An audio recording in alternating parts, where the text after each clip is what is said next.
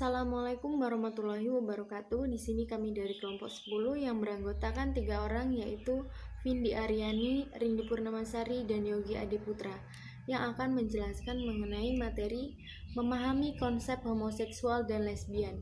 Berbicara tentang homoseksual di negara-negara maju, maka kondisinya sudah sangat memprihatinkan. Di negara-negara tersebut, kegiatannya sudah sangat dilegalkan.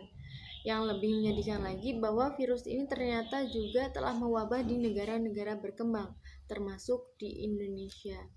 Dan adapun pengertian homoseksual dan lesbian ini sendiri, dalam istilah fiqh, homoseksual diartikan sebagai al-liwat, yakni suatu keadaan di mana seseorang memiliki kecenderungan untuk melakukan aktivitas seks terhadap sesama jenis atau sama-sama laki-laki.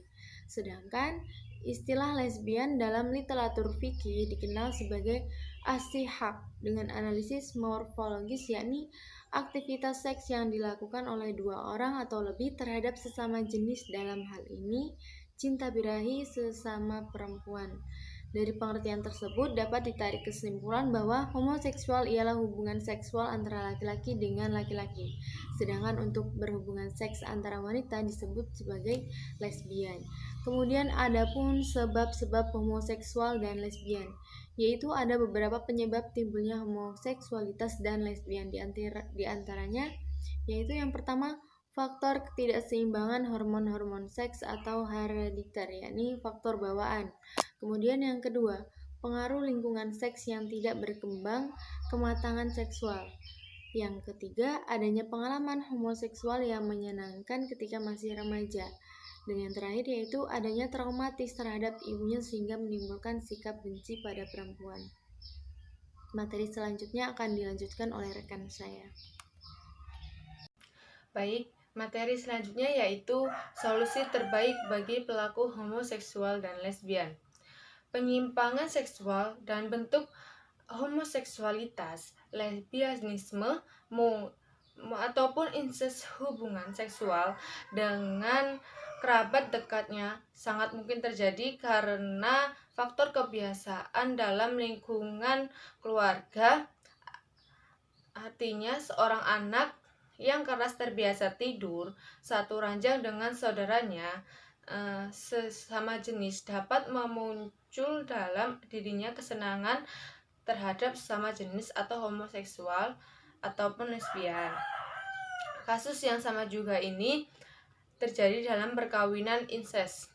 Karena itu, Nabi sangat tegas memerintahkan agar tempat tidur anak-anak dipisahkan, baik mereka sesama jenis ataupun lawan jenis. Adapun solusi terbaik bagi pelaku homoseksual dengan lesbian yaitu dengan membiasakan anak-anak bermain dengan alat ataupun jenis permainan sesuai dengan jenis kelamin mereka. Rasulullah Shallallahu Alaihi Wasallam memerintahkan para orang tua mengajari anak-anak laki-laki berlatih memanah, berkuda, dan bermain pedang. Sedangkan anak-anak perempuan sebagaimana Aisyah saat masih kecil bisa bermain boneka. Yang materinya selanjutnya yaitu pandangan Islam tentang homoseksual dan lesbian.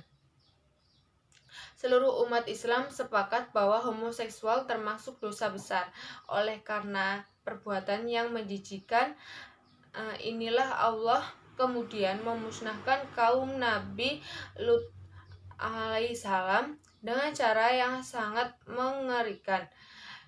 Allah Subhanahu wa taala berfirman, "Mengapa kamu mendatangi jenis laki-laki di antara manusia dan kamu tinggalkan istri-istri yang dijadikan oleh Tuhanmu untukmu? Bahkan kamu adalah orang-orang yang melampaui batas." Terdapat dalam Quran surat Al-Syura ayat 165-166. Bahkan homoseksual lebih menjijikan dan hina daripada perzinaan.